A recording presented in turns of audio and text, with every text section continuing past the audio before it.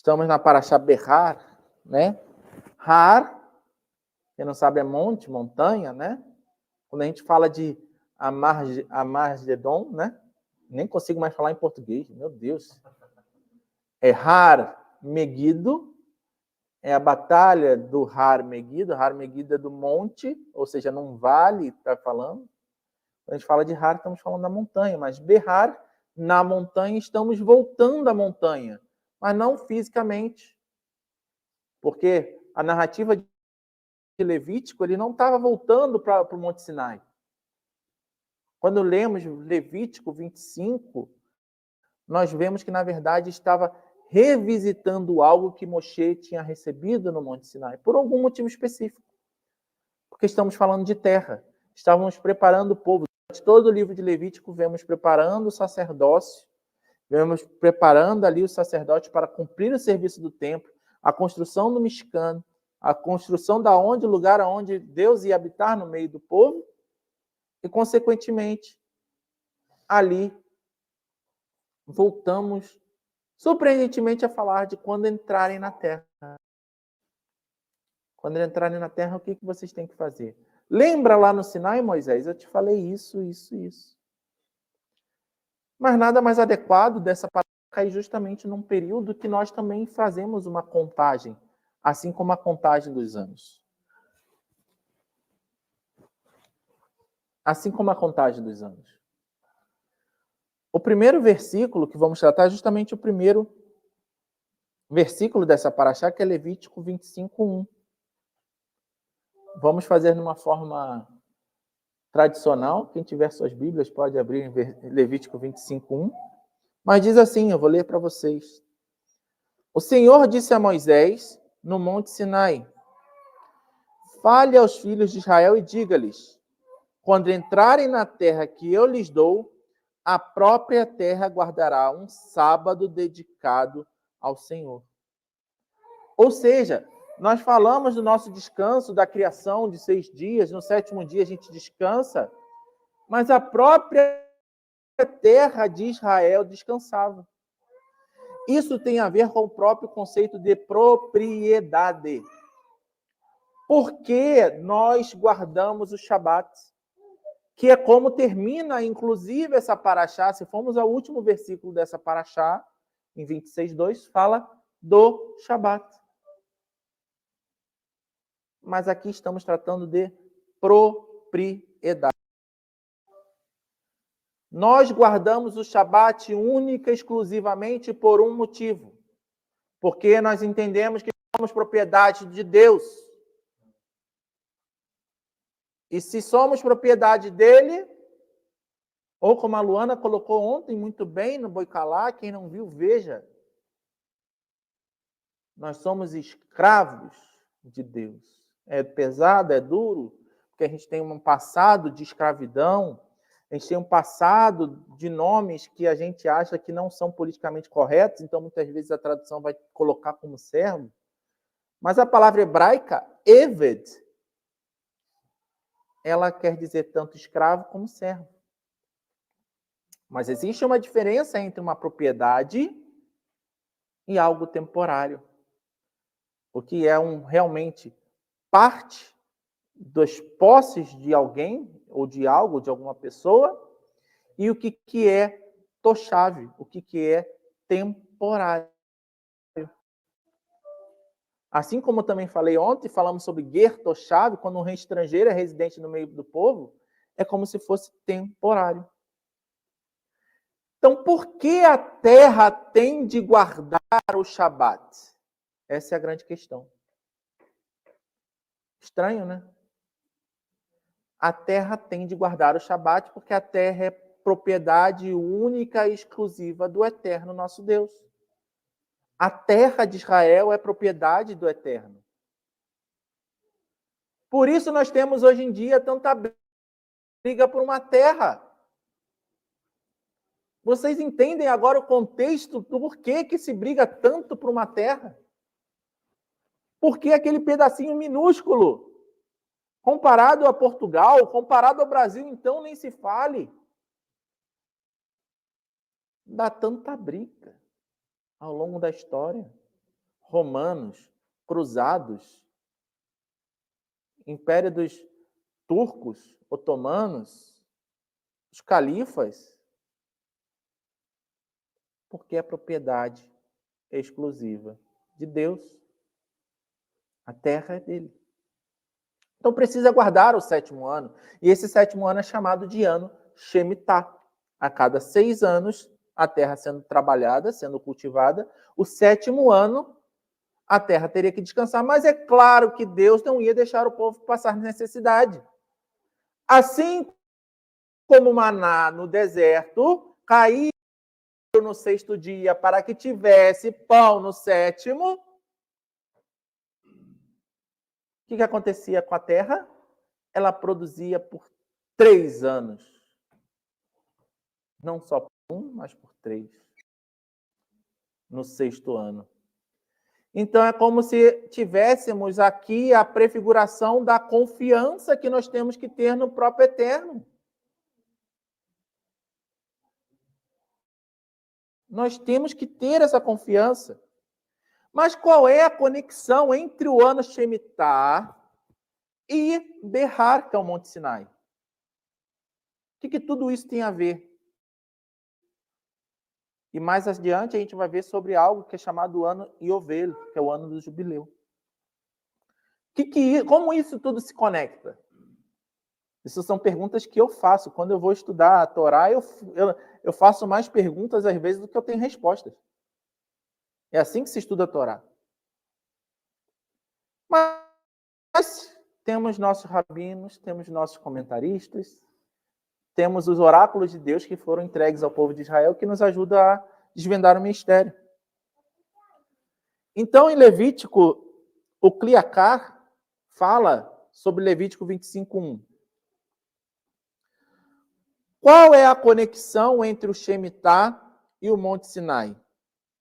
O significado é que quando Moisés subiu o Monte Sinai, depois de 7 semanas, Israel contou 49 dias entre Pêssar e Shavuot. Não foi? Moisés não teve que subir ao Monte Sinai no dia 50, em Shavuot, para receber a lei, para receber as tábuas da lei, receber a Torá. Então, essa montanha foi santificada e proibida de ser arada e semeada no 50º dia, em que a Torá foi dada.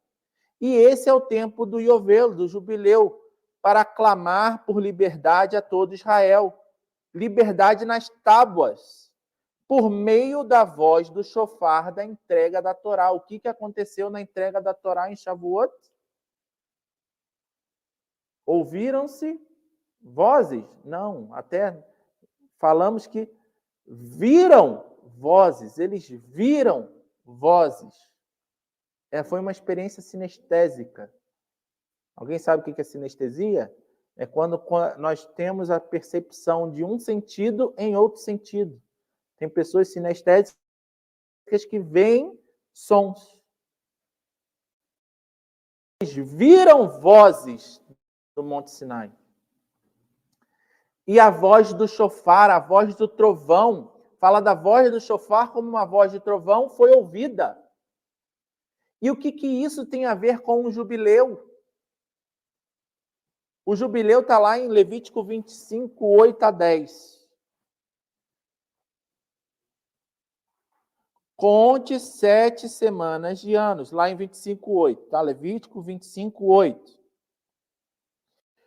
Conte 7 semanas de anos. Isto é, 7 vezes 7 anos. De maneira que os dias das 7 semanas de anos somem 49 anos. Então, no 7º mês, aos 10 dias do mês, você fará soar a trombeta no dia da expiação. Que dia é o dia da expiação? Yom Kippur. Vocês farão soar a trombeta por toda a terra de vocês. Santifiquem o 50º ano e proclamem a liberdade na terra a todos os seus moradores. Esse será um ano de jubileu para vocês, e cada um de vocês voltará à sua propriedade. Cada um de vocês voltará à sua família. Isso é Levítico 25, de 8 a 10. O que vemos aqui, vários aspectos. Primeiro, nós aprendemos que Rosh Hashanah, mais especificamente em Yom Kippur, é quando se conta o anos para o jubileu e para Shemitah. Então, aqueles que ainda não acreditam que Rosh Hashanah é o ano novo, segundo Rosh Hashanah, na Mishnah 1.1, fala há 4 anos novos. Já falamos sobre isso. O 1º de Nissan, o 1º de Tishrei, o 1º de Elul e o 15 de Shvat. Certo? O ano novo é contado a partir do jubileu. Por que é contado o novo ano a partir de Yom Kippur? Porque o ano de jubileu é o ano mais importante, é o ano da libertação. O que acontecia no ano do jubileu? 3 coisas aconteciam, são 3 aspectos de jubileu. Primeiro aspecto, descanso de trabalho do campo. O campo também descansava no ano do jubileu. Além do ano do Shemitah, ele descansava no ano do jubileu. E aí nós tínhamos uma discussão rabínica boa. Quem vai ler o Talmud tem uma discussão rabínica boa lá. Se nós contamos ano 1, ano 2, ano 3, ano 4, ano 5, parece a brincadeira do PIN do Silvio Santos. Quem lembra dessa? 1, 2, 3, PIN. Lembra dessa? Não. 1, 2, 3, 4, 5, 6. Essa entregou a idade, hein? 1, 2, 3, 4, 5, 6. Shemitah. Não PIN, Shemitah. 8, 9, 10, 11, 12, 13, Shemitah, não é isso? Quando chegava no 49, no 48, 49 era Shemitah. O ano 50 era jubileu. Qual era a discussão entre os rabinos? Que você não sabia se o ano 50 era o primeiro ano do próximo ciclo de Shemitah ou se era um ano especial. Uma boa discussão, engraçada de se ler. Mas que não tem problema quando nós temos a questão do ano de Shemitah e do ano do jubileu, quando no 6º ano produz para 3 anos. Se produz para 3 anos, estamos mais que supridos, seja de uma forma, seja de outra. Então não precisamos nos preocupar com o descanso do campo. Por que nós não sabemos se era de um jeito ou de outra contagem? Quando parou de celebrar o ano do jubileu? O ano Shemitah, a partir do momento que o povo de Israel está na terra, se celebra o ano Shemitah.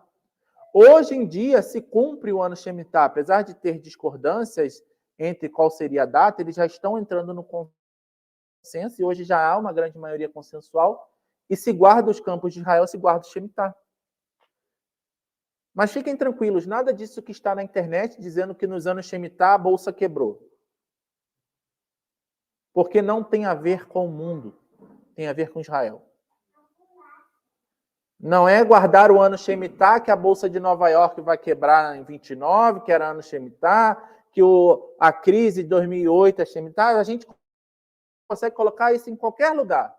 Qualquer previsão com números, a gente consegue colocar uma profecia da Torá ou uma profecia de Nostradamus. Isso a gente consegue fazer um ou outro. Foca Israel, gente. É Israel. A partir de 1948, quando Israel foi proclamado como Estado, se guardou, voltou a se guardar o ano Shemitah. Mas o ano Yovel tem uma particularidade. Ele só é guardado quando todo o povo de Israel está na terra.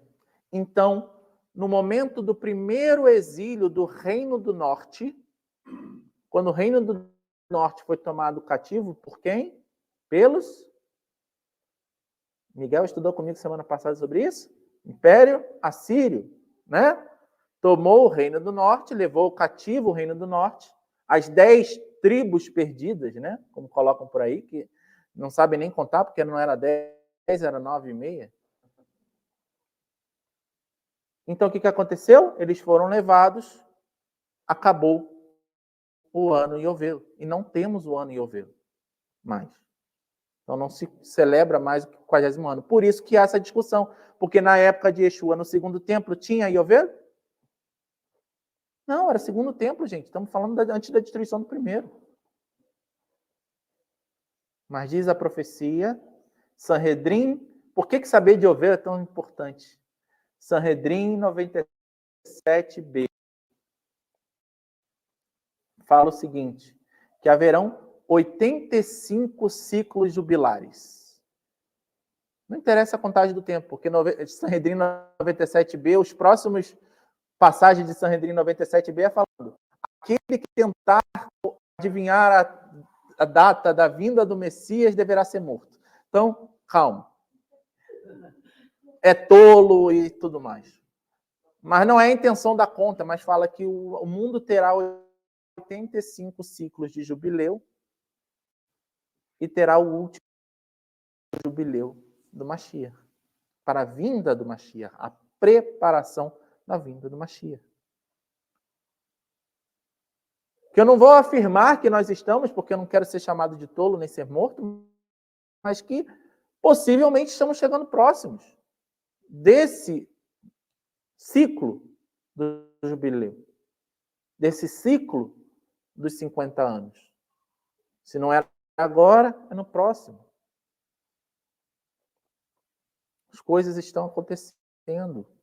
E é importante nós sabermos do jubileu, porque o segundo aspecto do jubileu é a devolução dos campos para os proprietários. O que isso significa? Justiça social.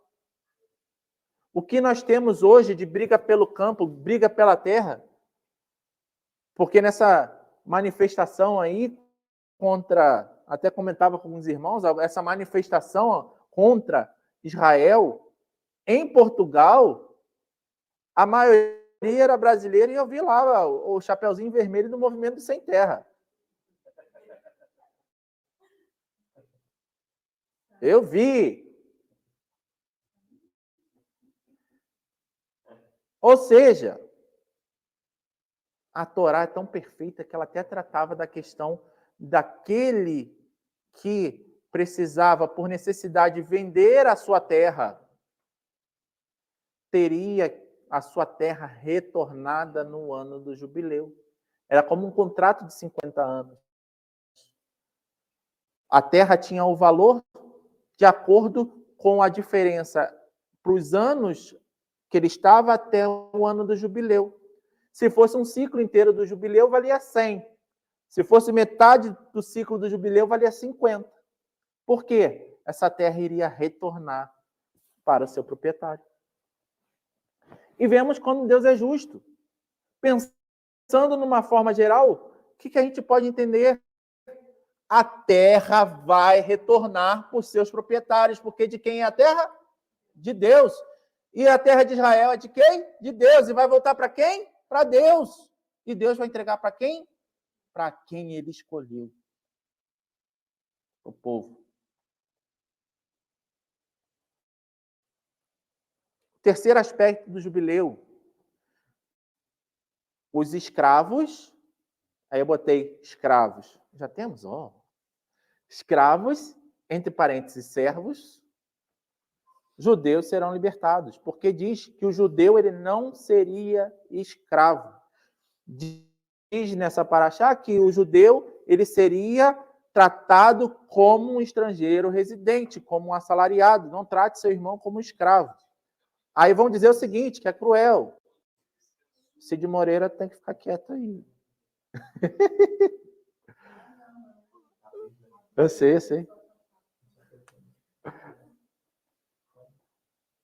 Ô, glória! Mas é justamente a forma que parece ser cruel quando falamos que os outros povos podem ser escravizados. Mas aqui estamos falando justamente de propriedade. O que é de Deus não pode ser dado para outrem. Por isso nós temos a questão do trabalhador assalariado. Nós somos servos de alguém. Quem tem patrão aqui? Quem tem carteira assinada ou quem trabalha recibo verde? Recibo verde está mais ou menos, né? Está no meio do caminho. Mas tem aquele que trabalha de contrato, tem um senhor. É um trabalhador assalariado.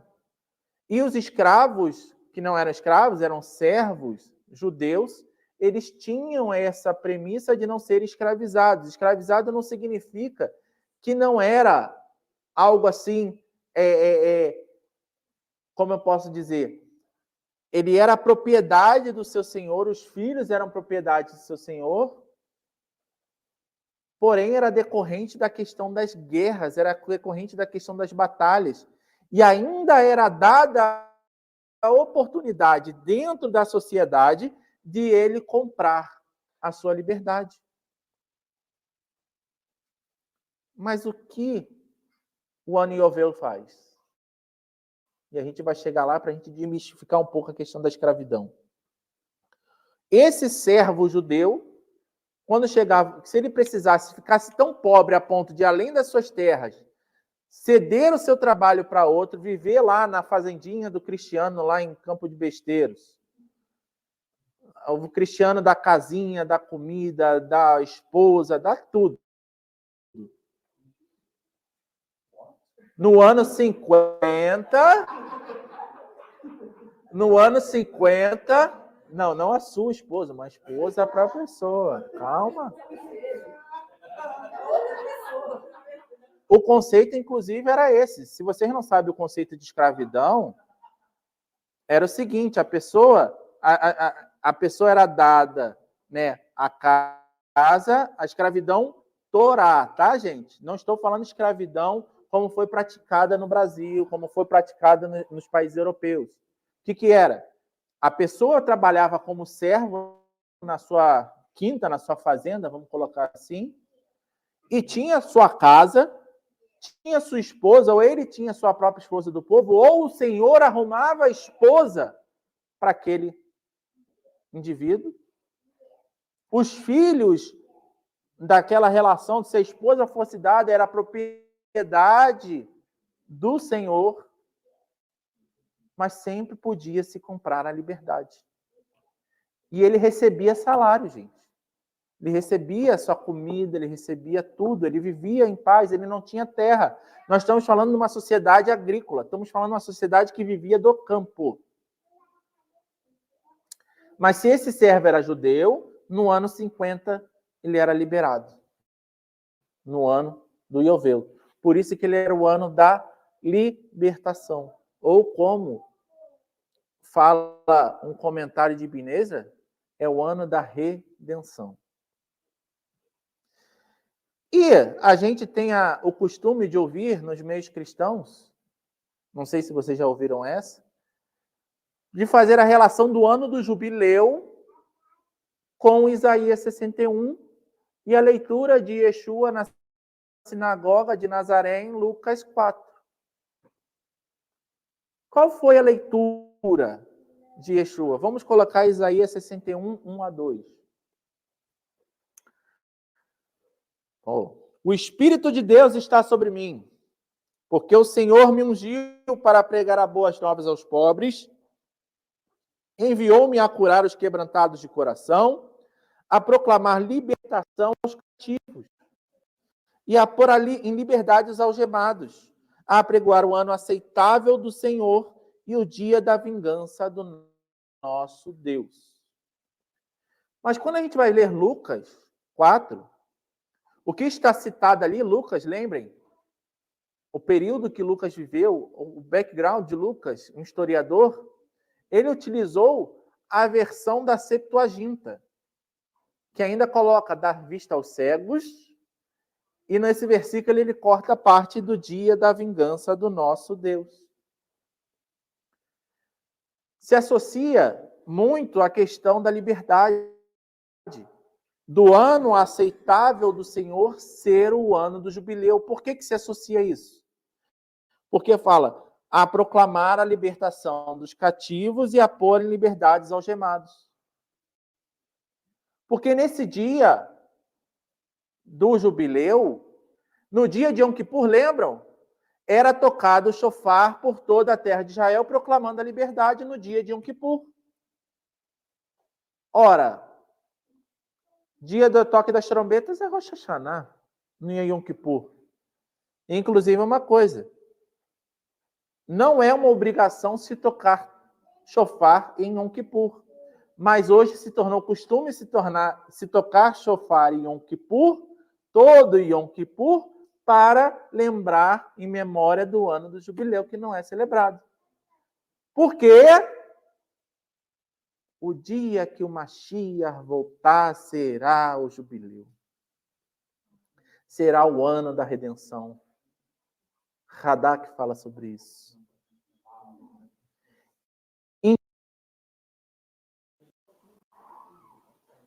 Quando Yeshua estava na sinagoga da sua cidade, Nazaré, foi rejeitado, ele leu isso, ele leu Isaías 61:2, estava falando dessa passagem, se referindo ao jubileu, se referindo à libertação dos cativos, dos algemados, dos cegos que não enxergavam, como o Lucas botou e está no texto da Septuaginta.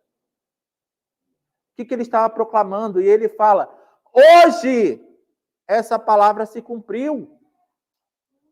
O que queriam fazer com Yeshua? Pegaram Yeshua, o povo da sua própria cidade levou para o penhasco para querer jogar Yeshua do penhasco. Para quem não sabe, quando você fala jogar do penhasco, significa morte por apedrejamento. As pessoas pensam que morte por apedrejamento é Samuel está aí, vou te tacar pedra. Não, não é isso. Morte por apedrejamento, segundo a forma que foi prescrita para o apedrejamento, se jogava do penhasco e depois aquele que jogava, o que sofreu primeiro, tacava a pedra. Tem muitas implicações por causa disso, não é o caso citar isso hoje, porque senão a gente vai chegar lá na mulher adúltera, já vai viajando a cabeça. Mas essa parte, nós temos que entender que nada é por acaso estar citado em Lucas 4, o texto da Septuaginta. Nada é por acaso. Ele está se referindo a Isaías 61. Ele está se referindo ao ano da liberdade, está se referindo ao ano aceitável, ele está se referindo àquele que deu a vida para que nós fôssemos comprados. Mas ele para, justamente em Lucas 4, a proclamar, que eu gosto mais de proclamar, o ano aceitável do Senhor. Se você vai ler em Lucas 4, para lá. Mas Isaías 61:1 vai o dia da vingança do nosso Deus. E Yeshua ali já estava falando, não sabemos se ele realmente parou na sinagoga, na leitura, e falou, hoje cumpriu essa palavra, mas Yeshua parou no proclamar o ano aceitável, proclamar o ano da liberdade, para que nós, todos aqueles, judeu, gentio, que se apegasse a Yeshua, que aceitasse o sacrifício de Yeshua, que se aceitasse o sangue de Yeshua sobre sua vida, estaria sendo liberto. Mas Yeshua estava falando até o ano aceitável do Senhor. Estava proclamando a sua primeira vinda. Mas a sua segunda vinda será o dia da vingança do nosso Deus, que ele não cita. Ele já estava proclamando a vinda dele como Mashiach ben Yosef e a vida dele como Mashiach ben David. Por quê? Radak fala sobre isso. Comenta Isaías 61. Próximo. E o dia da vingança é o dia de Gog e Magog, quando o Senhor se vingará deles. E assim Deus consolará todos os enlutados. E depois disso explicou quem são os enlutados e disse aos enlutados em Sião. Como ele falou, depois lê em casa, Isaías 61, ele vai falando, trocando as cinzas da sua cabeça por óleo da unção. O que lembra cinza? Lembra justamente quando a gente está de luto. E o que aconteceu com Israel de luto. Os presos, os levados cativos no cativeiro, estão lá presos debaixo dos túneis, muitos já morreram. Os corpos sendo resgatados, essa semana sendo resgatados cada vez mais, a operação vai avançando, mais corpos vão sendo achados e vídeos vão sendo liberados, vídeos de atrocidades, mulheres sendo tratadas como objeto, você serve para procriar, você não. Então você eu mato, você eu estupro. E nós somos os assassinos. Mas o único sangue que a gente teve coragem de aceitar sobre nossa vida foi o sangue de Yeshua, que morreu por nós. Nós o sacrificamos.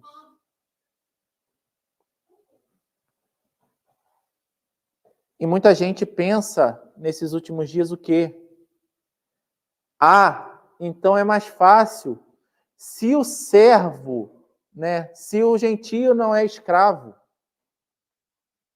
Se o gentio é escravo, se o judeu não é escravo, é servo, vou passar para o lado de lá. Vou me tornar judeu, vou tocar meu nome, vou fazer a circuncisão, vou pregar como rabino, vou abrir escolas rabínicas por aí. Mas isso tudo, a nossa liberdade verdadeiramente está conectada, está prescrita numa passagem da Brit Hadashah. Paulo já falava sobre isso. E a gente fala muito pouco de Paulo, a gente precisa falar mais de Paulo. A gente precisa ensinar mais Paulo no contexto exato, correto. O que diz 1 Coríntios 7, 17 a 24? Preste atenção, estamos chegando no dia de Gog e Magog. O lado que a gente vai ficar é o que importa. É do lado de Israel. Não é fazer circuncisão, não é se tornar judeu. 1 Coríntios 7 fala: no mais, que cada um ande segundo o que o Senhor lhe concedeu, conforme Deus o chamou. É isso que ordena em todas as querrilot, em todas as igrejas, em todas as carral do Eterno. Foi alguém chamado estando circunciso? Não desfaça a circuncisão. Foi alguém chamado estando incircunciso? Não se faça circuncidar. A circuncisão em si não é nada. A circuncisão também não é, incircuncisão também nada é. Mas o que vale é, até sublinhei, guardar os mandamentos de Deus. Cada um permaneça na vocação em que foi chamado. Você foi chamado sendo escravo? Quem era escravo? Eram os gentios. Os gentios podiam ser escravos. Os gentios não tinham iovelo para gentio. As outras nações eram propriedade do homem, não eram propriedade de Deus. Você foi chamado sendo escravo, não se preocupe com isso. Mas se você ainda pode tornar-se livre, aproveite a oportunidade, porque a nossa liberdade está no sangue do Mashiach. Pois quem foi chamado no Senhor sendo escravo, é liberto que pertence ao Senhor. Se formos chamados como gentios, como das nações, mais mérito ainda temos, porque nós fomos comprados pelo sangue, pertencemos ao Senhor. Do mesmo modo, quem foi chamado sendo livre, quem são os livres? Quem era aquele que podia ser livre no ano do jubileu? Os judeus. É escravo do Mashiach, é escravo de Cristo. Não importa se é judeu, não importa se é gentio, não importa se é circuncidado, não importa se não é circuncidado. O que importa é o cumprimento da Torá. O que importa é guardar os meus mandamentos. Aquele que me ama obedece os meus mandamentos. Vocês foram comprados por preço. E eu lembrava esses dias agora entregando a idade. Sei que foi pago um alto preço. Essa